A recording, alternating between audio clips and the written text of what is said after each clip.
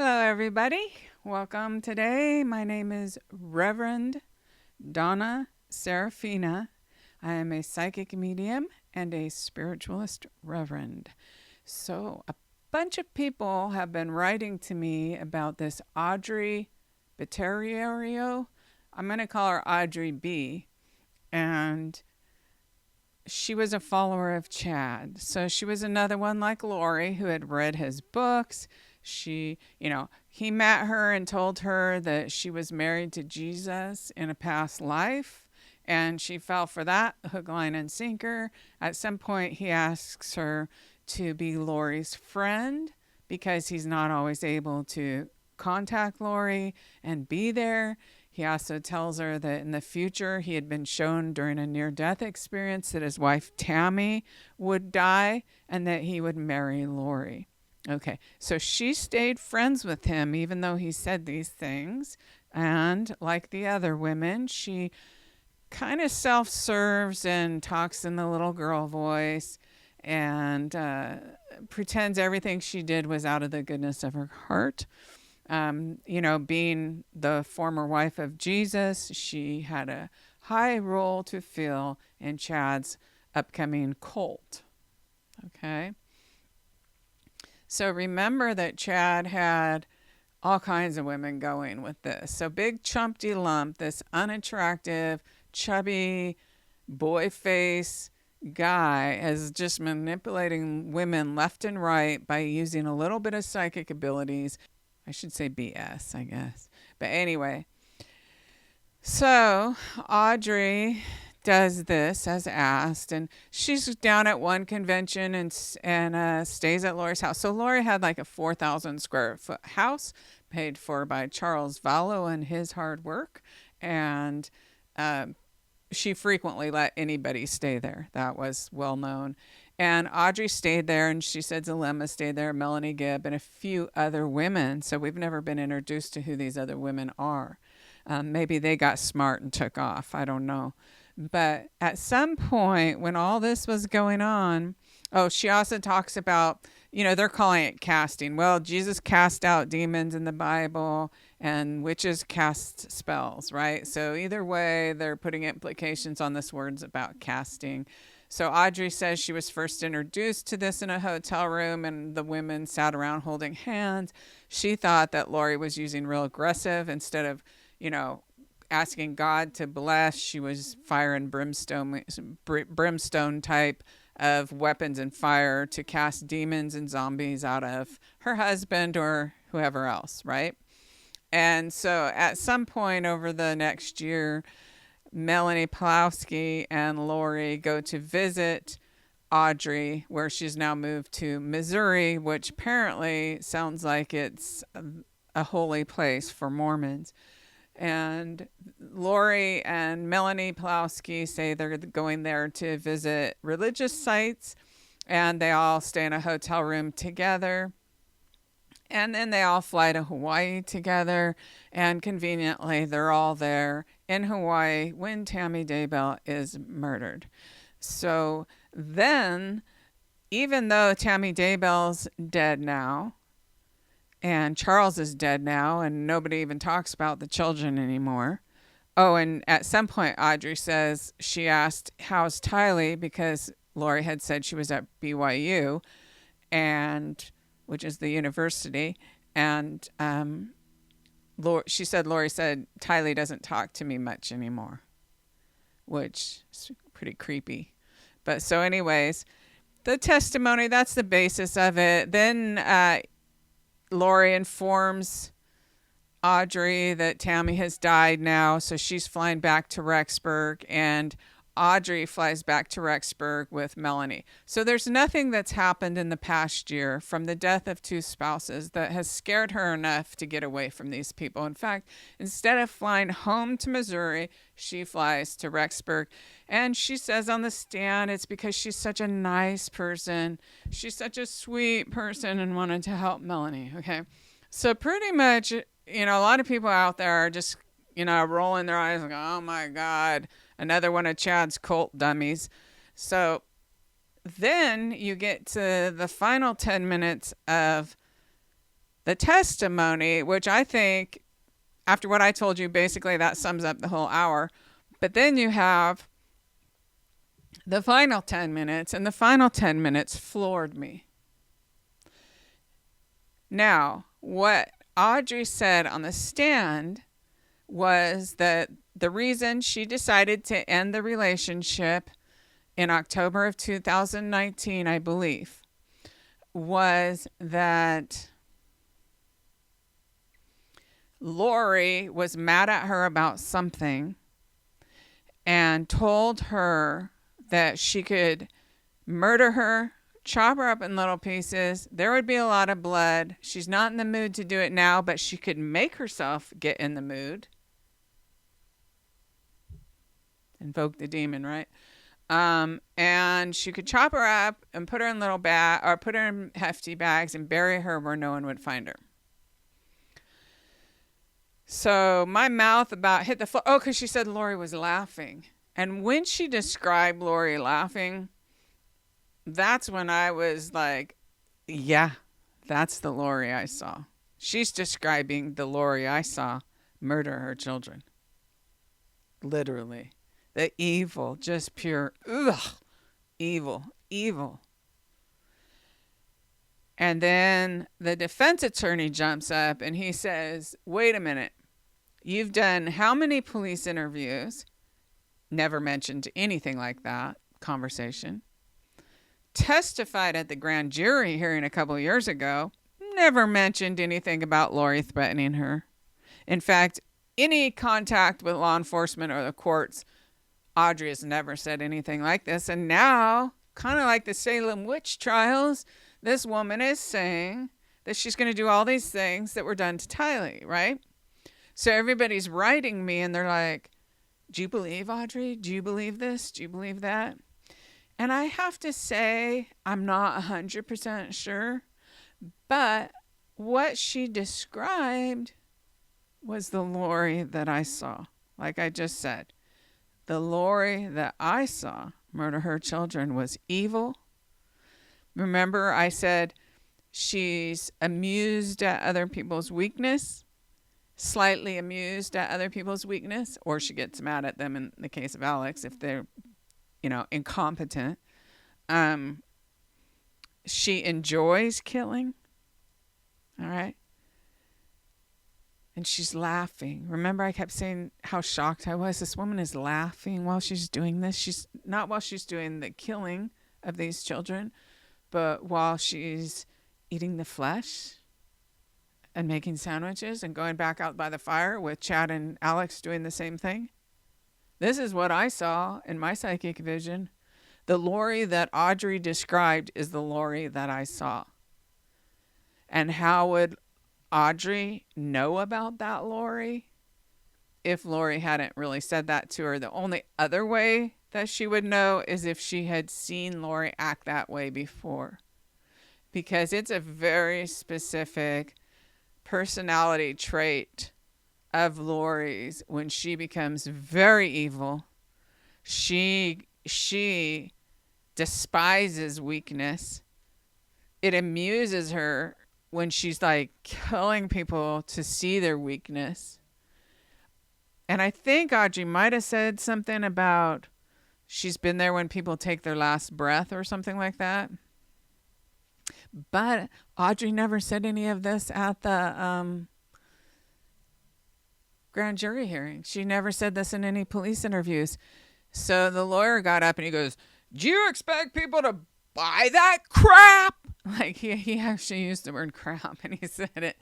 So I'm going to play several clips from my readings that describes Lori's personality in action, the evil that she's been able to hide from the world for all these years. And then I'm going to play that 10-minute segment of Audrey's testimony that I think is very relevant and very jaw-dropping. Okay, so here's the clips from the readings, and then I'll play the 10-minute testimony. Feels like they just didn't want kids to like hamper up our life or whatever. Obviously, it feels like the mother of her is a sociopath. Like, she just doesn't really have feelings. If anything, she's slightly amused by somebody else's weakness. I actually feel like the woman likes killing. The mother. I feel like she likes killing.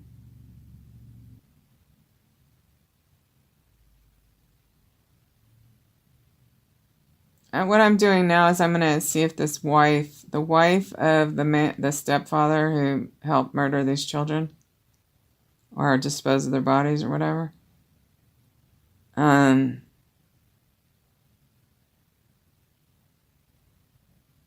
if this lady is no victim, this mother of these kids, she may even be the one who killed them. So, yeah, I got chills on my legs. So, huge chills. So, Alex and Lori murder Tylee. JJ sleeping. Probably the reason JJ even survived the night is because all this with Tylee took way longer than they expected and was a way bigger deal. And probably Alex was grossed out enough. I mean, if it was for Lori, she would have done the same thing to both of them, honestly. I feel like. But so this is probably the reason why the extra time, why he's alive. Everyone wonders why not at the same time. This is what happened. Yeah, and so they put this into black. It's like the super strength. You can buy leaf bags and stuff, but they're the contractor bags. But they have a few, and then they put those bags, and then I saw the black tubs from the storage unit, and I was wondering, like everyone else or whatever. But I really don't know, because I also felt like it might be, on the back of a pickup where they have a lockbox. Okay, it almost felt to me like they took that lockbox off and brought it over into this area where they did this with Tylee, which there might be two areas. There might be this one driveway off. There might be the one room garage off to the left, but there might be another like pre-built or these, you put them together type of buildings also. I'm not 100% sure because, it's just, I don't know. I think when it was all happening, I really couldn't be aware of my surroundings because it was so shocking to watch. And, yeah. And so they put I know. So they put all the body parts. It felt to me, and I might not be 100% right, but definitely something's right about it. It felt to me, so they put them all in some sort of container besides the bags, right? A harder container. And I felt like, is this the box that goes in the pickup or whatever? But so I'm not 100% sure, but I do know that they did that. Now, this is what happened last night when I was trying to go farther and farther and farther with all that. Let me just clear this out. We're back in there again where Tylee was dismembered. So we're back in there. So it doesn't look like, but the first night it felt like it was in that small thing. So, mediumship can feel weird too. Sometimes they just want to give you an idea. And so where if you're like, oh, I see we're in the thing, they don't care. So I'm not 100% sure if I'm placing this bigger thing there or if it's there. But we're there again where she was dismembered, where these bags are. He has me there. He wants me there. So he knows better than us what we need to know. That's what it is.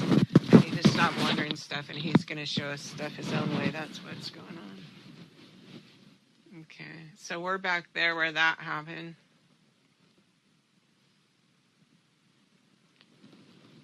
Yeah, so Chad has no problem coming after the fact, and Chad doesn't have any emotions about it either. And you know what? He smiles. Like, this is what I think about Chad, is he has this boyish look, so people assume, oh, he couldn't have done that. Because in the movies, people look scary that do bad stuff, but that's in real life, that is not the truth. And so he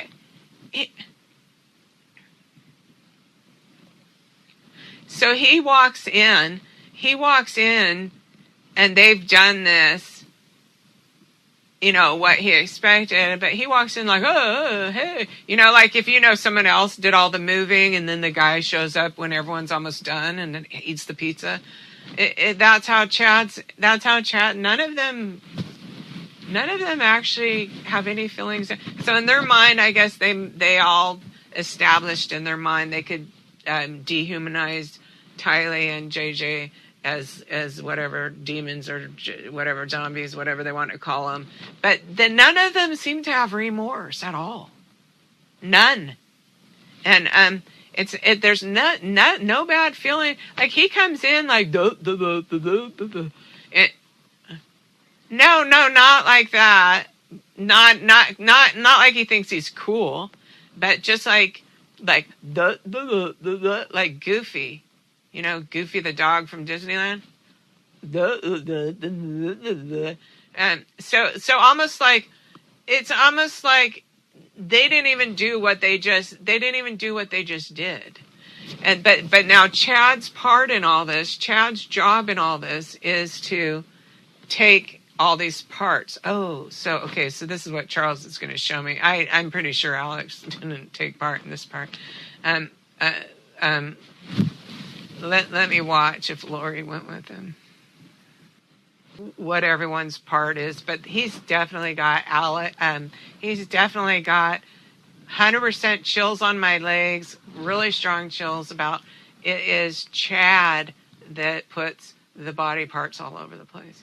Chad comes after the murder and after all that whole night of them doing all that, which is really probably the only reason JJ was alive for a couple weeks after, and I've got very strong chills on my legs about that too. Everyone wonders that question. That is the answer to the question. Oh God, I got chills all the way up to my hips now. That is the answer to that question.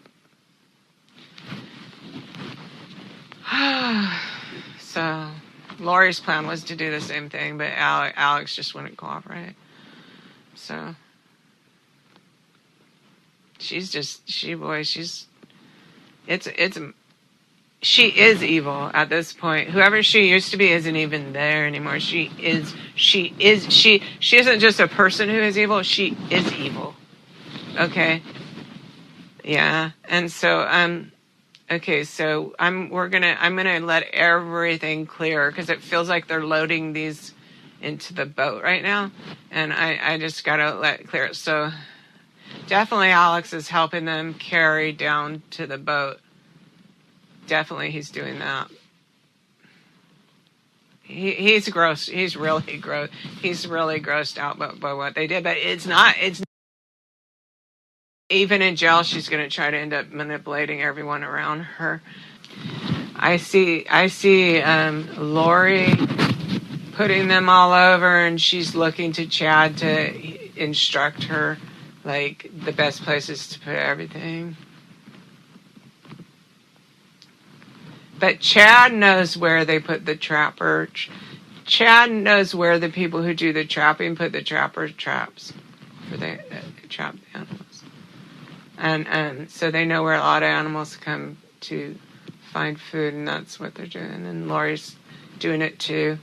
She's not doing it submissively. She's just as actively involved. It's the places. She's focused on where's the right places to put them, and he's just over there, you know. Yeah, but she's got a lot of energy towards this. This is not her. I mean, this is her driving, though. This is her driving all this. But Chad's a very willing participant. He is not. He's also not the chump as far as Lori manipulating him, because he picked the spot. So there must have been a time when they talked about, you know, Yeah, and I got chills about that, about like Tylee witnessed the thing with Charles, and then that's a threat that could hang over her head forever, and whatever they talked about. But for sure, I get chills that, you know, she had talked about it with Chad. Chad picked this spot. He knows these people. He knew that it would be able to get away with it there and stuff like that. Then it will clear on its own, but it's not clearing yet. He's still doing it. Chad's setting these pieces down. Keeps showing me over and over, Chad setting the piece down. Why is he showing me that? Chad's like smiling or something. It's really weird.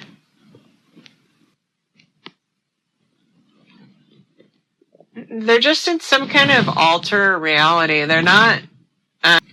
No, they're not flirting at all. They're focused. They're focused. Lori's very focused on. She wants to know the right places for the animals to take. She wants Chad to tell her the right places. Like, she's very focused on that. It's not like, oh, hey, honey, where to do it? Oh, yeah, you're sorry. No, there's nothing like that going on. She's focused. Chad, though, is more lackadaisical about it as far as something. As far as, it's not like he's having fun, but in a way it's like, oh, I'll put this piece here, and I'll go and put this piece here, and I'll go and put this piece here, and I go, and then I know, and then she's more like direct energy, like, I'll put okay, right here, you think, right here? Okay, where, you think right here? And then he's just more like, but he's just more like, and there's like no connection with, this was this girl I met, this was a human being who's like, there's nothing of that, not even remotely of that. Okay, so, because I feel like my mom is you know, got this sinisterness, and I feel like I need to protect JJ. And I already know my uncle's weird. But my mom's like gone crazy. The other part she put, the feeling of needing to protect JJ against her mom, who she thinks has gone nuts, like not even in this time zone, you know what I mean? She's trying to eat in the car. She's real stressed out listening to them talk. It's like they think it's great, all the bad stuff they do. And they talk about it like right in front of her and JJ. I don't know that JJ's paying attention, but it's shocking to her. She feels shocked. Really weird, but this seems to be upsetting Alex at the moment a little worse than Lori. This part about the dismembering, he's doing it, but he feels a little queasy, and she's like harping for him to get quicker. Like, I don't know if she's the one who did the axe on the knees. Like, get with it. Like, it means nothing to her. Okay, so Lori's got like a really thick, hefty bag. Like, Lori doesn't even care, and she actually bitches at Alex the whole time. There's this little cross. I'm seeing a little headstone cross, like you would see at a graveyard. I'm seeing it, feels like you drive by it by the 2-lane road. And Lori says something like, I'll just remember my little JJ there. Close enough, like that or something like. But it feels like when you leave the area where you buried JJ, it feels like off to the right is a very small old graveyard, which probably, I don't know if there would be room in it anymore. Just some remnant of the past. Lori's singing like, I'm free. And freedom stinks of reality. She's like happy. She's like celebrating. She's free now. She's free. She doesn't have feelings of remorse or guilt or sadness or anything.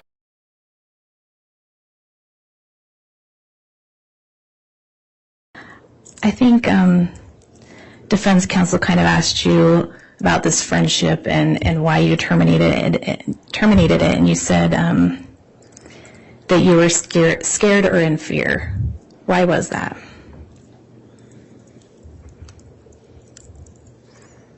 Because of a conversation.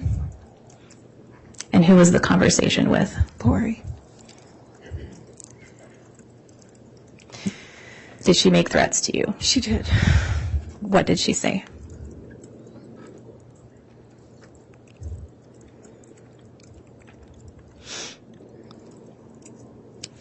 What threats did she make to you? Your Honor, I think this is outside. She threatened to kill me. I'd object. Hold on just a minute. It came up on cross-examination, so it's within the scope of cross and proper redirect. Ms. Rawlings, you can re-ask the question. What's the time and place of this conversation? And I think, Audrey, you indicated this was when defense counsel asked you why you ended the friendship, and that was in what month? In October 2019. Okay. Yes, I had already made plans to leave because I had prayed about it and it felt like I needed to leave and end the friendship. And I was leaving early the next morning. And Lori and I were the only ones in the hall, in her place at the time. And I told her that I was going to go upstairs and pack my bag and just go to bed early because I didn't want to spend more time with her. And as I went to go and do that, I asked her the question, is there anything weird going on that I don't know about? And she said, no. What do you mean? And I said, I don't know anything. And she said, no. So I took her at her word because I'm a trusting person. And as soon as I turned to start to go up the stairs,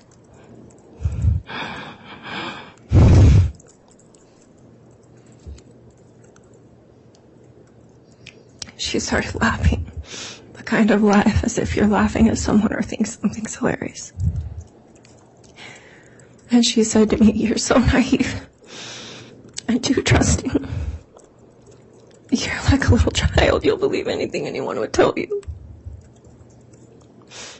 And she said, you think the world is all unicorns and rainbows. You go around helping people and serving them. Well, I've got news for you. Not everyone's a good person. And not everyone can afford to be so nice and kind. And then she said that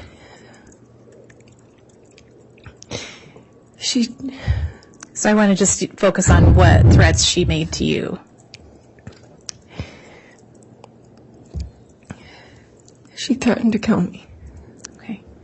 Did she say how? Yes. She said that she would cut me up. And something about that she wasn't in the mental place to do that, but that she would get herself in that place to be able to do it. But that she didn't want to have to because it'd be so messy and there'd be so much blood. And then bleach and something about trash bags. And that she would bury me where no one would ever find me. Okay.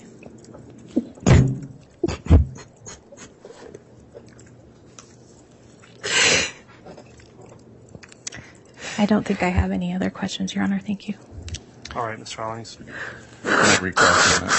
You may, Mr. Archibald.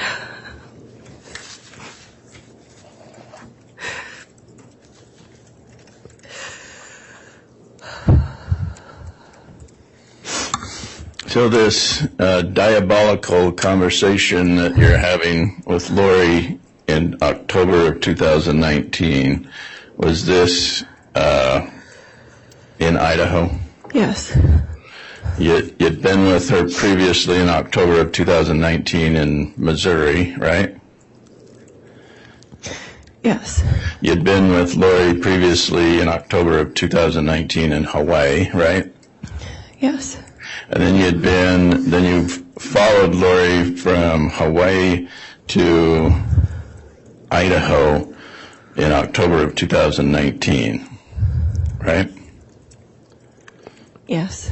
And then you decide it's time to go home to Missouri. I'm sorry. I didn't follow her. I did not follow Lori. Okay. You just happened to go from one state where you were vacationing with her to her place where she lived. But you're saying that's not follow. Objection, argumentative. That's sustained. So this conversation in Idaho is before you go to the temple or after you go to the temple? After. And so you're saying she starts laughing and talks about unicorns and rainbows and that she would cut me up and put me in trash bags. Yes, she mentioned trash bags. Why? Objection calls for speculation. Overruled.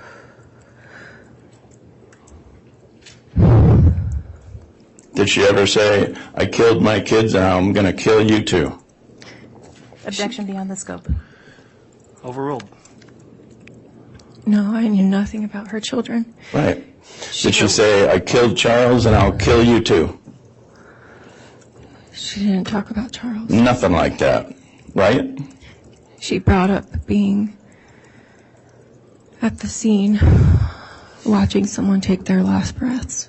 And you have previously testified under oath, swearing an oath that you'll tell the truth. You have previously testified at a grand jury hearing. Do you remember that? Yes. Do you remember taking an oath to tell the truth, the whole truth, and nothing but the truth? Do you remember that? Yes. And do you remember your testimony that you did not say anything like this? I was scared, and she had said that if you ever tell anyone, I'll come and find you in the dark of night. So you now want the jury to believe that even though you previously testified under oath and nothing of this sort was talked about, that you come here today and say you are so scared, that's why you didn't previously testify about it. Objection, Your Honor, argumentative. It's overruled. What was your question? You want the jury to believe that you just didn't make this last crap up. I did not make it up. But you acknowledge that you did not say this when you previously testified in support of probable cause, right? Yes. Chad Okay. and Lori. Thank you. Your Honor, can I just ask one follow-up question? No, Ms. Rawlings, that's been through a redirect and recross, and so that will conclude the testimony of this particular witness. All right, we're going to take our mid-morning recess at this point.